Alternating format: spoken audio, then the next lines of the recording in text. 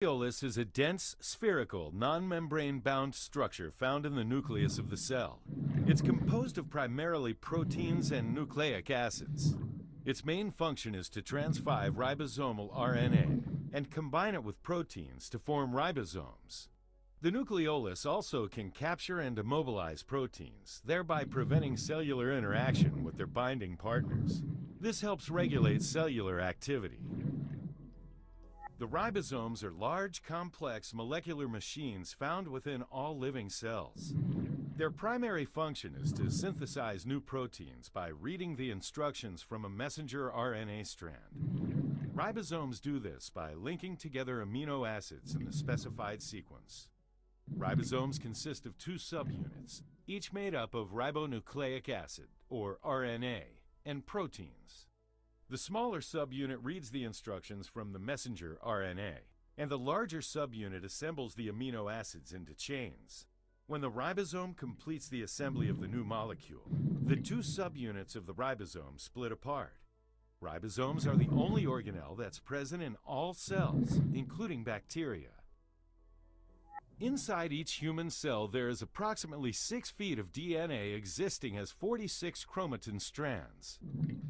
Normally, this DNA is dispersed in a somewhat loose configuration. However, when the cell is preparing to divide, each strand of DNA is condensed by a factor of 10,000 times into a structure called a chromosome. This folding and repackaging serves to facilitate the process of cell division. When the cell divides, the chromosomes separate, providing a complete copy of the generic information to each cell. The cell membrane physically separates the interior of all cells from the outside environment. It's made up from a phospholipid biolayer embedded with specialized proteins.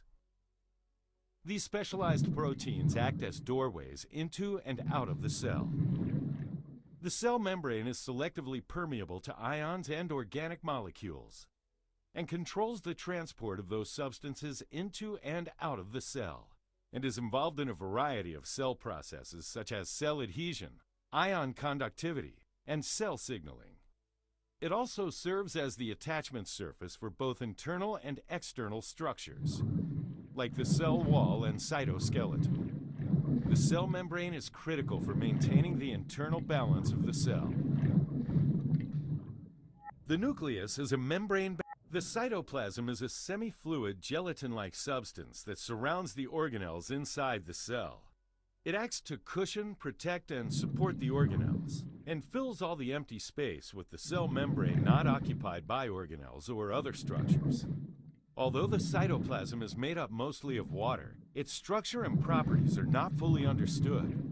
There are multiple levels of organization within the cytoplasm, including concentration gradients of ions and complexes of metabolic enzymes.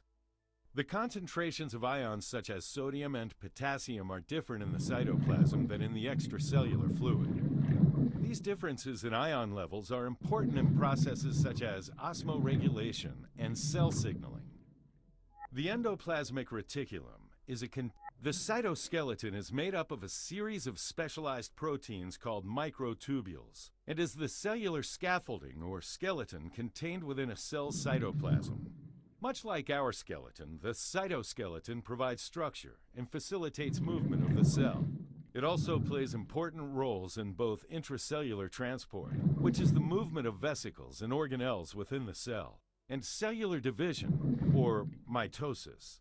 The cytoskeleton gives the cell its shape and is present in all cells. The Golgi apparatus consists of stacks of folded membranes called cisternae. Each disc-like cisternae contains different enzymes which selectively modify the macromolecules that are passing through them.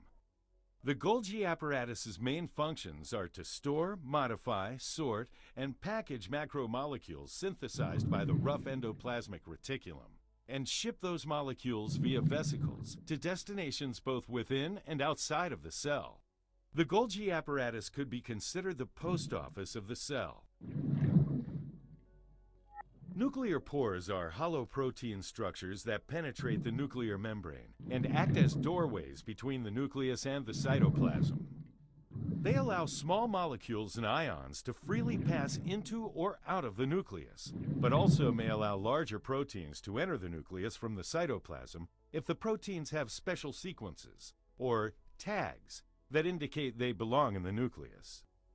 In the same way as proteins are allowed to enter, RNA transcribed in the nucleus and proteins destined to enter the cytoplasm have export sequences that tag them for release through the nuclear pores.